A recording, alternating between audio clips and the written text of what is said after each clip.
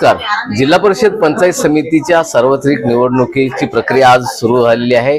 आज हे मतदान प्रक्रिया पार पडत आहे. सध्या आपण सांगलीच्या जवळ असणाऱ्या इनाम धामणीमध्ये आहोत.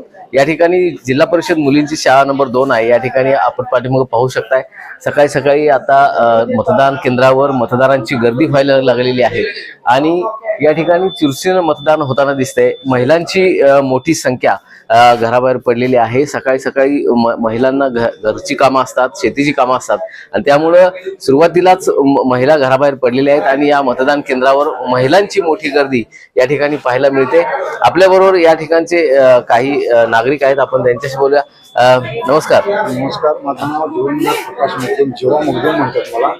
आम्ही आमच्या ग्रामस्थ सगळे सुशिक्षित आहेत, सर्वसामान्य आहेत, मिडियम वर्गाचे बी आहेत, सर्व जाती धर्माचे आहेत आणि कुणाची भांडणं तंटा, कुणाची तक्रार बिक्रार काही नाही. समंजसपणानं काम करतील, समंजसपणानं मतदान करतील आणि कुणाच्याबद्दल अपशब्द शब्द येणार नाही आहेत आणि ते शांतपणाने प्रक्रिया पाडतील. आणि मतदानाचा वेळ सकाळी लोक कामाला जाणारे आहेत, शेतामध्ये जाणारे आहेत, कामगार सर्व्हिसदार बी आहेत. सुट्टीचे दिवस असाल तरी जरा सकाळी सकाळी जरा बायका मंडळांच्या गर्दी होणार आणि त्यांच्यात एखादंही तक्रार येणार नाही आणि त्यांच्यात ऑब्जेक्शन बी कोणाचं होणार नाही आणि नेते मंडळींचं बी तक्रार कोणाचं येणार नाही आणि गाव एकमेकाची समज सगळ्या भावना बांधून आपल्या मतदारसंघाचे काम चालू आहे. जिल्हा परिषद पंचायत समिती दोन्ही मतदारसंघ इनाम धामणी या जिल्हा परिषदमध्ये मतदान होत आहे. नक्कीच आपण या ठिकाणी पाहू शकताय ज्या कर्मचारी आहेत, शासकीय कर्मचारी आहेत, यांचा या ठिकाणी स्टॉल लागलेला आहे. काही ठिकाणी औषधांचं वाटपही या मतदान केंद्रावरती केलं जाणार आहे आणि या ठिकाणी हा स्टॉल मॅडम ड्युटी लागलेली आहे. कशाबद्दल आले? औषध मेडिकलचं साहित्य.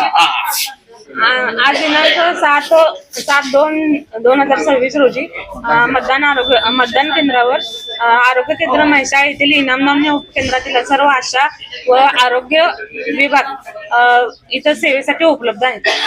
सेवा देणं म्हणजे नक्की काय देणार? काही सेवा देणे म्हणजे इमर्जन्सी मध्ये आपल्याला मतदान वेळेला वेळ लागणाऱ्या लोकांना अचानक चक्कर येऊ शकते, काहीतरी होऊ शकतं, त्यासाठी ORS पाकिट किंवा औषध गोळ्या काय इमर्जन्सी घडली तर त्यांना ड्रेसिंगचं साहित्य या सुविधा पुरवल्या जाते.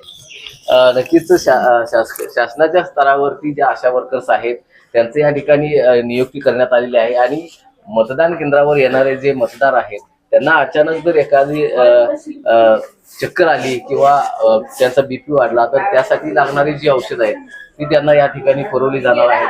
आपण पाठीमागे पाहू शकता या ठिकाणी मतदानाची रांग लागलेली आहे. पोलिसांचा मोठा बंदोबस्त या ठिकाणी आहे आणि या मतदान केंद्रावरती मतदार यायला आता सुरुवात झालेली आहे. मोहन राजमाने, नवराष्ट्र न्यूज, सांगली.